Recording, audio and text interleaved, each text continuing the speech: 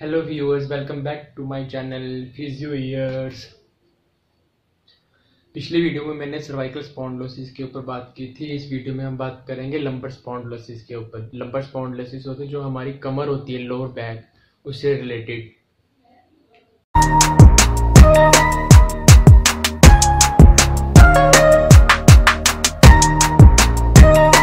Lumbar spondylosis एक किस्म का आर्थराइटिस होता है। आर्थराइटिस का मतलब होता है जोड़ अकड़ जाना।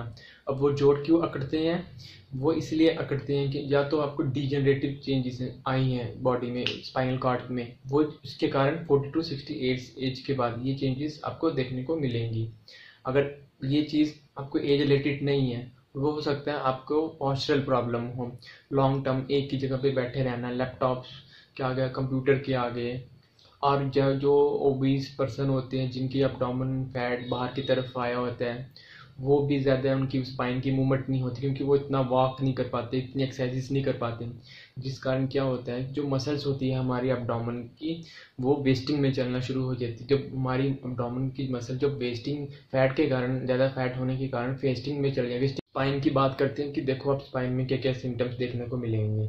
तो आप नॉर्मल डिस्क देख रहे हो कि कैसी होती है। दो हमारे वर्टिब्रास होते हैं, उनके बीच में जेली लाइक मटेरियल, फ्लूइड होता है। ठीक है, मटेरियल ही होता है, उसके बीच में ना फ्लूइड भरा होता है जेली की तरह।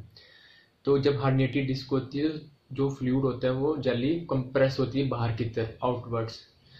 जैसे ही आउटवर्ड्स कंप्रेस्ड होगी, लेटर ऑन आपने नहीं बताया, ट्रीटमेंट आपको नहीं पता, थोड़ा थोड़ा पेन आपने वहाँ पे रखा कि हाँ हम टॉलरेबल कर लेंगे पेन को।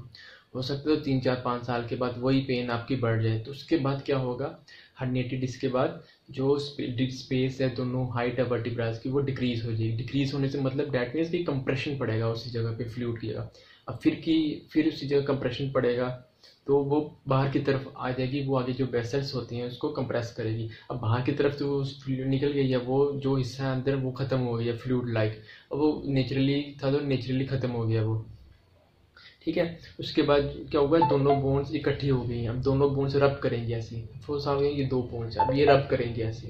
दोनों बोन्स जब रब करेंगी तो एंड पे होती है, यहाँ पे एंड, इस एंड पे कॉर्नर्स में ना न्यू बोन, ऐसे कहते हैं टुकड़े, छोटे छोटे बोन के, वो निकलना शुरू हो जाएंगे, जिसे हम बोन्स पर और ओस्टियोफाइट भी कहते हैं ओस्टियोफाइट फॉर्मेशन हो गई है।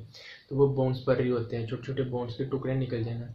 वही बोन के टुकड़े फिर क्या करेंगे, प्रेस करेंगे। किसको प्रेस करेंगे? जो वेसल्स वगैरह आती हैं। जैसे ही वो उसको प्रेस करेंगे, वो शूटिंग पेन जाएगी। जो पेन होती है उस कंडीशन बहुत ही सिवियर हो जाती है। फिर वो लास्ट स्टेज होती है जब आपकी ऑपरेशन तक नौबत आ जाती है।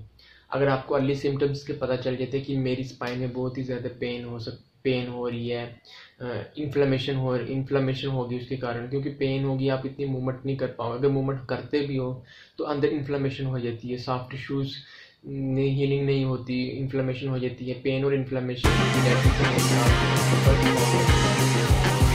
Pen inflammation. उसके बाद जब वो मैंने कहा जैसे बोन्स पर होंगे, वो प्रेस करेंगे कहाँ, वेसल्स को, तो वो रेडिकुलर पेन होगी। या तो आपके लेफ्ट लेग पे जाएगी या बोथ राइट पे, या तो वो दोनों लेग्स पे भी जा सकती हैं। वो थाई से जाएगी, काफ की जाएगी, जहाँ जहाँ वो नर्व कंप्रेस हुई होगी। आप डॉक्टर के पास जाके प्रॉपर हिस्ट्री देके, कब से पेन हो रही है आपको, टाइम पीरियड और ड्यूरेशन, कितने मंथ से कंटिन्यू है आपकी ये पेन, इसके अलावा कोई और आपको प्रॉब्लम तो नहीं है कमर की। ठीक है, अच्छे से हिस्ट्री देंगे जब आप डॉक्टर्स को, तो वो रूल आउट करेंगे, आपको एक्सरे करने के, एमआरआई करने के लिए कहेंगे।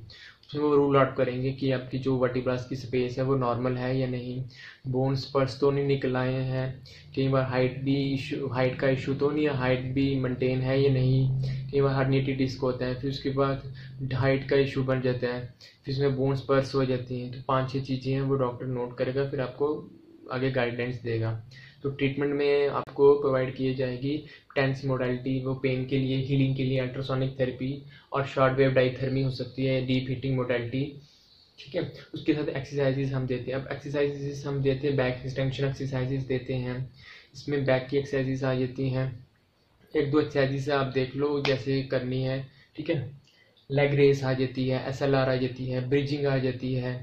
सबसे मेन चीज़ यही रहती है कि जब जैसे अगर आपको पहले डिपेंड करता है कि पेशेंट को हुआ कैसे है, पहले उसका अच्छे से रूल आउट करना, क्योंकि ये होगी जनरल में जो डॉक्टर्स देते हैं। अब जो है कि ये हुआ कैसे है। पेशेंट को खुद भी पता होता है कि अब कोई स्टूडेंट है, उसको पता है कि मैं लैपटॉप के आगे 24 आवर्स में से चलो 8-9 घंटे तो कंटिन्यू सीटिंग पे ही बैठता हूँ, उसके बाद घर जाता हूँ, फिर वहाँ पे लेट जाता हूँ, तो वॉक नहीं हो पाती, मूवमेंट नहीं हो पाती है, लैक ऑफ एक्सरसाइजेस, क्योंकि वॉकिंग भी इज़ द बेस्ट एक्सरसाइज।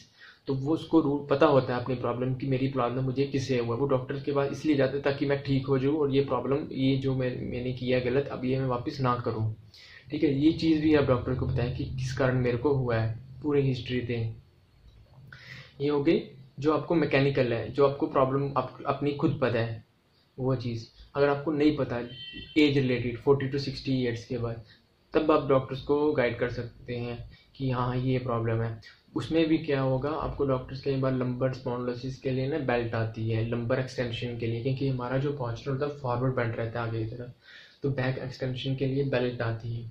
अगर बेल्ट नहीं है, बेल्ट आप यूज़ करते भी हो तो वो सिर्फ आपको करनी ट्रैवलिंग के दौरान, रेस्ट में आपको वो अवॉइड करनी है। क्योंकि अगर आप वो बेल्ट रेस्ट में भी लगाते हो, माइंड पे क्वेश्चन आया होगा आपके, तो उससे क्या होगा, आपकी जो सर्कुलेशन है उसमें इफेक्ट पड़ेगा, मसल्स में भी इफेक्ट पड़ता है, मसल में स्टिफनेस हो जाती है, क्योंकि एक ही जगह पे बेल्ट बांधे रहना एक